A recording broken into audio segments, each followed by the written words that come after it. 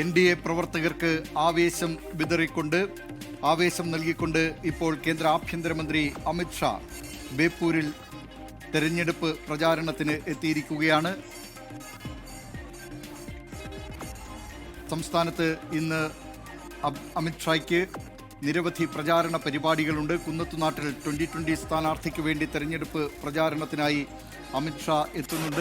അമിത് ഷായുടെ ബേപ്പൂർ നിയോജക മണ്ഡലത്തിലെ സ്ഥാനാർത്ഥി പ്രകാശ് ബാബുവിന്റെ റോഡ് ഷോയിലാണ് അമിത് ഷാ ഇപ്പോൾ പങ്കെടുത്തുകൊണ്ടിരിക്കുന്നത്. കേരളത്തിൽ ഇന്ന് അമിത് ഷായ്ക്ക് ഈ റോഡ് ഷോ മാത്രമാണ്. മറ്റ് 2 സ്ഥലങ്ങളിലാണ് അദ്ദേഹം പൊതുവേദിയിൽ പ്രവർത്തകരെ അഭിസംബോധന ചെയ്തുകൊണ്ട് സംസാരിക്കുന്നത്. ഇപ്പോൾ ബേപ്പൂരിൽ മാത്തോട്ടം എന്ന് പറയുന്ന സ്ഥലത്തിൽ നിന്നും 1.5 കിലോമീറ്റർ ദൂരെയാണ് ഈ റോഡ് ഷോ നടക്കുന്നത്.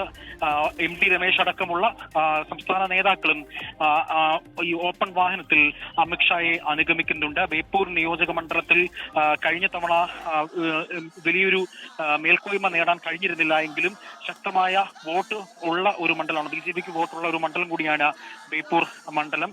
അതിൽ ഏറ്റവും പ്രധാനമായും എടുത്തു പറയേണ്ടത് കഴിഞ്ഞ കോർപ്പറേഷൻ തെരഞ്ഞെടുപ്പ് ബേപ്പൂരിൽ നിന്ന് BJPയുടെ സ്ഥാനാർത്ഥിയായിരുന്നു അന്ന് വിജയിച്ചിരുന്നത്. അത്തരത്തിൽ വലിയ മുന്നേറ്റം BJPക്ക് കഴിഞ്ഞ തവണ തദ്ദേശ തെരഞ്ഞെടുപ്പിൽ ഉണ്ടായിരുന്നു.